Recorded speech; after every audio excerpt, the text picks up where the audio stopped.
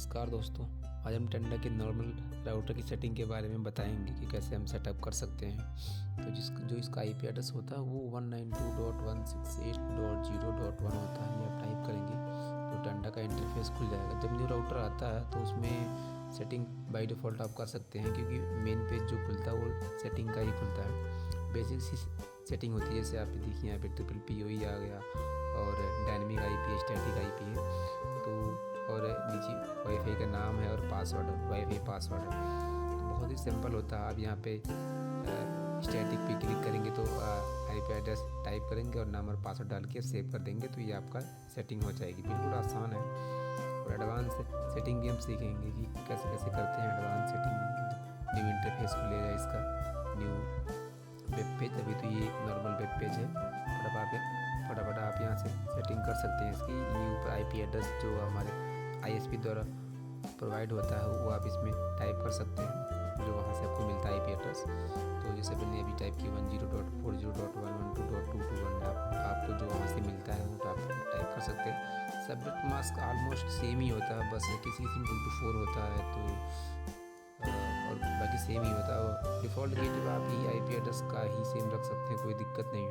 और preferred DNS भी आप गेटवे ही रख सकते हैं, और अल्टरनेट में आप 8.8.8.8 रख सकते हैं, वरना 4.4.2.2 रख सकते हैं, कोई दिक्कत नहीं। जैसे मैंने देखा 4.4.2.2 भी रख सकते हैं, कोई दिक्कत नहीं। गूगल का अल्टरनेट डीएनएस होता है, आप नहीं रखेंगे तब भी कोई दिक्कत नहीं, ऑप्शनल होता है, लेकिन फिर भी आप रख लीजिए, कोई दिक्कत नहीं होती इससे। और यहाँ से वाईफाई का नाम चेंज कर देंगे और वाईफाई का पासवर्ड ओके पे क्लिक करके हमारी सेटिंग हो जाएगी। तो अभी मैं फ़िलहाल डेमो रख रहा हूँ और डेमो@123 रख दूँगा और सेव कर दूँगा इसे। तो यहाँ से सेव हो जाएगा। ये बस ऐसे ही चेंज पासवर्ड का हमारा सेव करने के लिए। तो अभी मेरा वैन इसमें देखिए मैंने जो आईपी एड्रेस सेव किया तो यहाँ पे आ गया है। तो और यहाँ पे वैन पोर्ट अनप्लग्ड आ रहा है, please plug the internet cable into it. तो वैन पोर्ट में हमें इंटरनेट केबल जो हो प्लग इन करना है, उसके बाद ही हमारा नेट चल पाएगा, सर्फिंग आप कर पाएंगे। तो यहाँ पे कनेक्शन स्टेटस में यही शो करेगा। और जैसे आप नेट की तार लगाएंगे इसमें वैन पोर्ट में, आप ध्यान से देखिएगा तो उस पर लिखा होगा वैन पोर्ट और 123 लिखा होगा, राउटर के पीछे लिखा होता है, तो आप वैन पोर्ट में ही लगाएं। और यहाँ से इंटरनेट सेटिंग पे आप PPOE, किसी का जो होता है स्टैटिक आईपी नहीं होता, वो PPOE पे यूज करते हैं, तो आईडी पासवर्ड आपको वहाँ से प्रोवाइड होगा आईएसपी द्वारा। तो यहाँ पे आप आईडी पासवर्ड डाल के सेव करेंगे तो सेव सक्सेसफुली लिखा आएगा। और वैन पोर्ट अनप्लग्ड आ रहा है अभी भी, क्योंकि हमने केबल नहीं लगाया हुआ है इसमें। और अभी हम केबल लगा के आपको दिखाएंगे। और ये आप एडवांस नहीं ज़्यादा एडमिनिस्ट्रेटर पे क्लिक करके हमें इसका सर्विस नेम डालना होता है, बिना उसके नहीं चलता। तो ये एडमिनिस्ट्रेशन में होता है। आप यहाँ देखेंगे सर्वर नेम फर्स्ट है और सर्विस नेम सेकेंड है, तो ये डिफ़ॉल्ट हम इसे मैनुअल कर देंगे। और यहाँ पे जो आपको वहाँ से प्रोवाइड होगा सर्विस नेम आप यहाँ पे डाल सकते हैं। जैसे मैंने अभी बाय डिफ़ॉल्ट बस दिखाने के लिए डेमो डाल दिया और सेव सक्सेसफुली पे क्लिक करेंगे तो आपका सर्विस नेम सेव हो जाएगा। कई बार तो बिना इसके भी चल जाता है, लेकिन मोस्टली टाइम ये डालना ही पड़ता है। तो अभी देखिए अभी भी मेरा वैन पोर्ट अनप्लग्ड आ रहा है, तो मैं इसमें एक बार केबल लगा के चेक करूँगा तो यहाँ पे कुछ और लिखा जाएगा, मतलब जिससे लिखा जाएगा कि आपका इतनी देर में कनेक्ट हो जाएगा ये। तो अभी देखिए मैं केबल लगाता हूँ इसमें, फिर रिफ्रेश हो जाएगा ऑटोमेटिक ही आपका, क्योंकि ऑटोमेटिक रिफ्रेश होता रहता है, क्योंकि मेन पेज है। वेब पेज का देखिए मैंने केबल लगा दिया तो लिखा गया checking the user name and password, please wait, it will take 1 से 5 मिनट। मतलब 1 से 5 मिनट लग सकते हैं आपके आईडी और पासवर्ड को चेक करने में। इसे वैसे अगर सही होता तो ऑटोमेटिक हो जाता है कनेक्ट।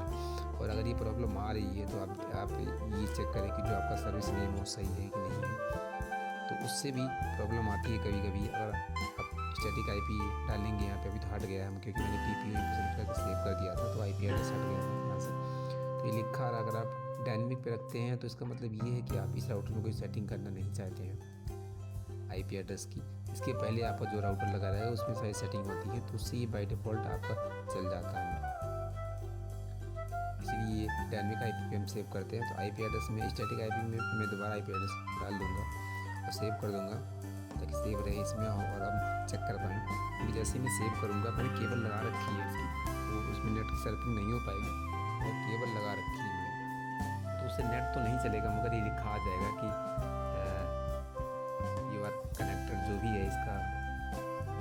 देखिए मैं जैसे ही यहाँ पे आईपी 8.8.8 डालूंगा और सेव पे क्लिक करूँगा तो यहाँ पे लिखा आ जाएगा सेविंग, लिखा है save successfully, you can surf the internet, ये लिखा आ जाएगा इस पर। और जब ये नेट नहीं चला आपका, ये बस कनेक्शन स्टेटस बता रहा है कि अगर आपका IP एड्रेस सही है तो you can surf the internet. और इसके बाद भी आप अपनी ISP से संपर्क कर सकते हैं, तो आपको बता देंगे कि नेट में क्या इशू चल रहा है अभी। तो बस इतनी सी सेटिंग होती है, और भी बहुत सारी सेटिंग है इसमें। आप वाईफाई शेड्यूल में आप ये तय कर सकते हैं कि राउटर पर कब बंद हो, कब चले, on off turning wifi of during, आप ये सेट कर सकते हैं कि कब आपका राउटर चालू हो, कब बंद हो। तो WPS में कुछ खास नहीं होता। WPS बेसिकली हम इसलिए यूज करते हैं कि अगर हमारा प्रिंटर वायरलेस है तो उसके लिए हम ये यूज करते हैं। ये PVC पे हम क्लिक करेंगे तो ये आपका PVC मतलब होता है कि ऑटोमेटिक आपका ये इनेबल कर देगा बिना वाईफाई के राउटर।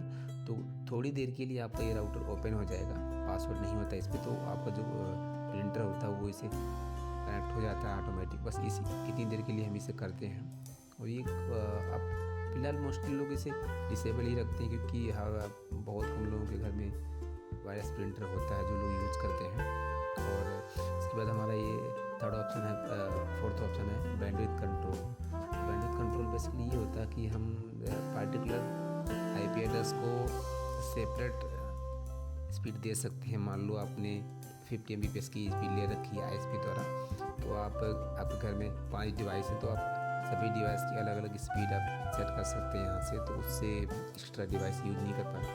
उससे ये होता है कि बेसिकली आप सब बराबर यूज कर सकते हैं नेट, किसी का नेट में कोई दिक्कत नहीं होगी। इसलिए होता है क्योंकि घर पे अगर मान लो 4-5 डिवाइस काम कर रहे हैं और किसी ने डाउनलोडिंग लगा ली, कोई स्ट्रीमिंग कर रहा है, कोई मूवी वॉच कर रहा है, तो सबकी स्पीड अलग अलग होती है। और अगर आप यहाँ से सेट कर देंगे तो सभी की समान स्पीड हो जाएगी। तो इससे ये फ़ायदा होता है कि नेट का आपको लैगिंग करता है, सर्फिंग करता है, उससे आप बच सकते हैं। इसीलिए सेट करते हैं। और इसका भी कोई काम नहीं है, आप करें या ना करें कोई दिक्कत नहीं, क्योंकि राउटर अगर जितने डिवाइस आपके कनेक्टेड होते जाएंगे सभी पे आपकी स्पीड बराबर शेयर कर देता है वो। बस ध्यान रखें कि अगर किसी ने डाउनलोडिंग लगा ली तो फिर स्पीड अलग हो जाती है। और ये रिपीटिंग है, रिपीटिंग के बारे में मैं आपको अलग से वीडियो बना दूँगा, अगर आप कमेंट करेंगे तो इसके बारे में डिटेल में वीडियो बना देंगे, क्योंकि ये अलग ही टॉपिक है। और यहाँ से अटैच डिवाइस है, ये पेरेंटल कंट्रोल होता है। बेसिकली ये आप पेरेंट अपने बच्चों के लिए कंट्रोल करते हैं यहाँ से कि आपको कब या मैं इस पर क्लिक कर देंगे तो नीचे से आप एक्सेस रिस्ट्रिक्शन कर सकते हैं कि कब कब ये डिवाइस चले, कब बंद हो। और एडवांस कुछ खास फीचर है नहीं, बस ऐसे नॉर्मली इनेबल डिसेबल आप कुछ टिक कर सकते हैं, कुछ नहीं कर सकते। रजिस्ट्रेशन में आप राउटर का जो पासवर्ड होता है एडमिन, वो चेंज कर सकते हैं यहाँ से। आप यहाँ पे एडमिन रखेंगे तो नहीं लेगा ये, बस केवल मस्ट भी लेटर नंबर ही लेता है, तो एडमिन 1 रख दोगे। क्योंकि अभी तो ये नॉर्मल राउटर है टेंडा का, तो इसमें अभी उतना अपग्रेड नहीं हुआ कि स्पेशल कैरेक्टर भी ले ले।